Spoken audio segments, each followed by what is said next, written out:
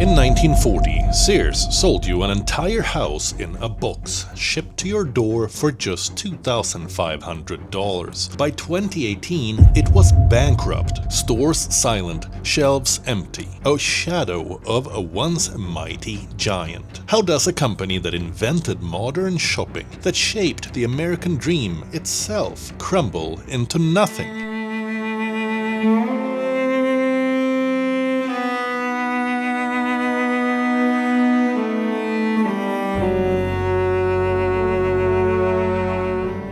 Welcome to Before and After, where I uncover the world's wildest transformations. Today, I look at Sears. What went wrong? Could its downfall have been stopped? And what can its fall teach us today? Let's dive into the rise, the peak, and the devastating collapse of a retail legend. Stick around, there's a twist in this story you won't see coming. Picture this, it's 1886. America's a patchwork of dusty farms and small towns. A railway station agent named Richard Sears, barely 23, spots a shipment of watches nobody wants. He doesn't let them sit. He sells them by mail, cheaper than any store could. It's a small idea, but it lights a spark. Customers, farmers, laborers, families, miles from any shop, snap them up. No middlemen, no markups, just a catalog and a promise. By 1893, he teamed up with Alva Roebuck. Sears, Roebuck & Co. is born. What starts with watches explodes into something bigger. They sell saddles, sewing machines, rifles, even kits to build your own house. Entire homes shipped in crates with every nail included. Imagine ordering your dream home from a book, watching it rise from the dirt. For rural America, this isn't just shopping, it's a revolution. Why did it work so well? The timing.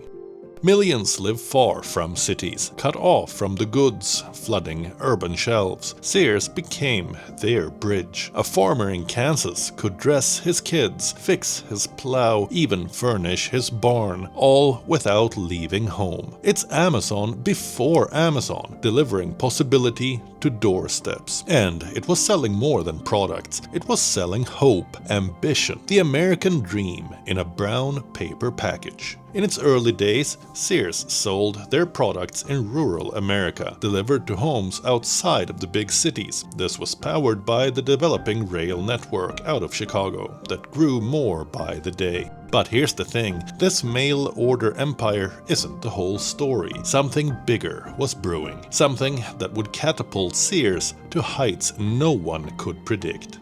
What happened when America changed and modernized? Let's find out. By the 1920s, Sears was a juggernaut. Its catalogs, thicker than a Bible, landed in homes nationwide. But America was shifting. People were not just farming anymore. They were moving to cities, driving cars, craving convenience. Could Sears stay king, or would it fade into the past? In 1925, they made a move that changed everything. Physical brick and mortar stores. The first one opened in Chicago, and it was a hit. Why? Timing again. The car boom meant families could drive, browse, and carry home a sofa or a shotgun on the spot. No more waiting for the mail. Sears stores sprout across the country. Big, bold, packed with everything you could want. Fast forward to the 1950s and 60s. Sears wasn't just a store. It was the store. It was the largest retailer in the world. Shopping malls rise, and Sears was the anchor, drawing crowds, setting trends. Need tools? Craftsman's got you. Appliances? Kenmore's in every kitchen. Car trouble? Die-hard batteries and Allstate Insurance have your back. They even launched a bank and credit card. Sears was a one-stop empire woven into America's fabric. And then there was the Sears Tower. In 1973, Sears unveiled the tallest building in the world, a 110-story monument to its dominance, piercing Chicago's skyline. It was not just a headquarters, it was a statement. Sears was here to stay, but could a tower that high cast a shadow too long to escape? We'll see what that shadow hides soon enough. Sears was more than retail. It was a lifestyle. Grandparents bought their first fridge there. Parents picked out wedding china. Kids begged for toys at Christmas. Sears wasn't just selling stuff, it was selling memories. Untouchable, unstoppable, or so it seemed. But cracks were forming, quietly at first. Stick around, because what happens next starts the unraveling.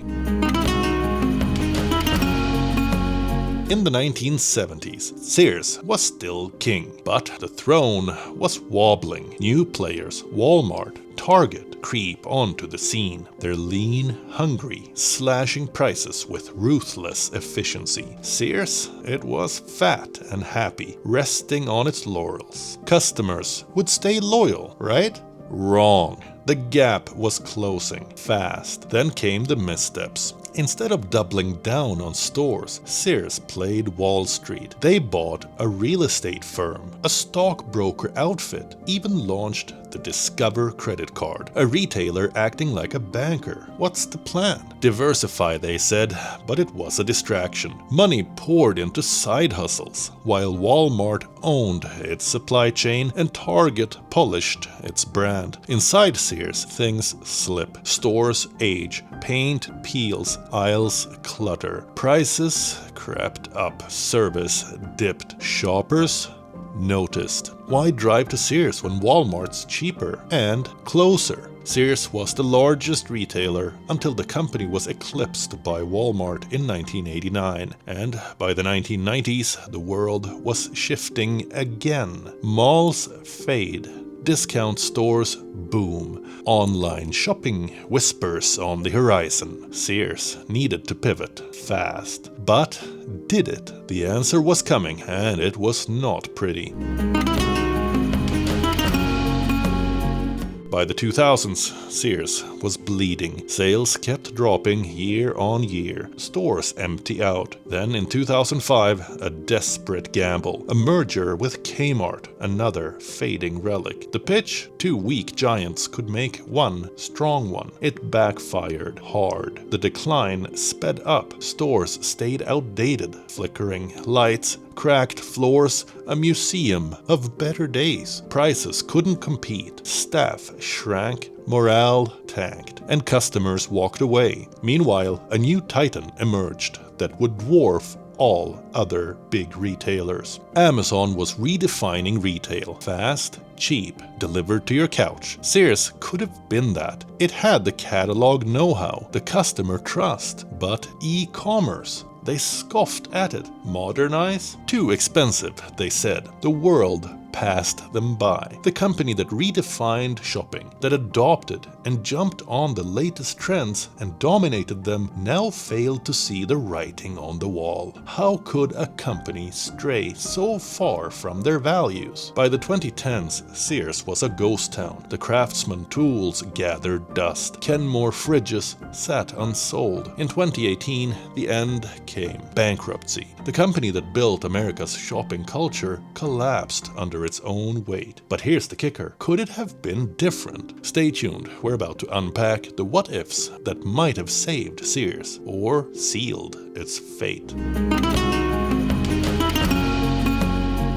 But first, who was the man steering Sears into its darkest days? Let's zoom in on the wild card in this story. Eddie Lampert. Picture a Wall Street prodigy, kidnapped once, a billionaire in his 30s, idolized as the next Warren Buffett. In 2005, Lampert, through his hedge fund ESL Investments, merged Kmart with Sears, promising a retail renaissance. He was not just a shareholder, he became chairman, then CEO, holding the reins of a company once worth billions. But here's where it got messy. Lampert was no retail guy. He was a finance wizard. His playbook: treat Sears like a stock portfolio, not a store. He split it into 30 competing units, pit them against each other, and slashed costs to squeeze out cash. Employees watched budgets evaporate, repairs stop, shelves thin out. Customers felt it too. Faded signs, empty aisles, a vibe that screamed neglect. Meanwhile, Lampert's ESL fund loaned Sears billions at steep interest, while he spun off assets like Land's End and prime real estate to his own ventures. Before, Sears was a retail king. After, a cash cow, Lampert was bleeding dry. Was he a visionary who misfired, or a vulture picking the bones? By 2013, as CEO, he was working remotely from a Florida mansion, rarely stepping into the chaos he wrought. Lawsuits later claimed he siphoned billions from Sears, leaving workers and creditors in the dust. Over 250,000 jobs vanished under his watch, people who built lives on Sears' promise. Yet Lampert walked away richer, buying Sears' remnants in 2019 for $5.2 billion. Genius? Greed? You decide, but one thing's clear: Sears' transformation has his fingerprints all over it. So, could anyone have stopped this train wreck? That's coming up next. Could Sears have avoided this? Could it be today's Amazon? Let's rewind. Picture Sears in the 1990s, not ignoring the internet, but embracing it. They had the logistics, the brand, the customer base. What if they had launched an online empire while Amazon was still selling books? Analysts say they missed a decade-long window. How about the stores? What if they had renovated? Bright lights, curated aisles, a shopping experience worth leaving home for? Target did it, Sears didn't. And leadership, greed, took over. Executives milked profits, slashed innovation. What if they had listened to customers instead of shareholders? Sears pioneered shopping once. It could have done it again, but it forgot its roots, adapting to what people need. In retail, standing still is a death sentence. The tragedy: Sears didn't die from one blow, it bled out from 1,000 small cuts over decades, too stubborn to change until it was too late. The fall of Sears isn't just a business tale, it's a warning. Complacency kills. Change waits for no one, even giants. Sears, once untouchable, can tumble if they stop earning their place. Look at today's titans. Are they invincible, or could they one day echo Sears, rising high, then fading away? That's the before and after of Sears, a story of ambition, triumph, and collapse.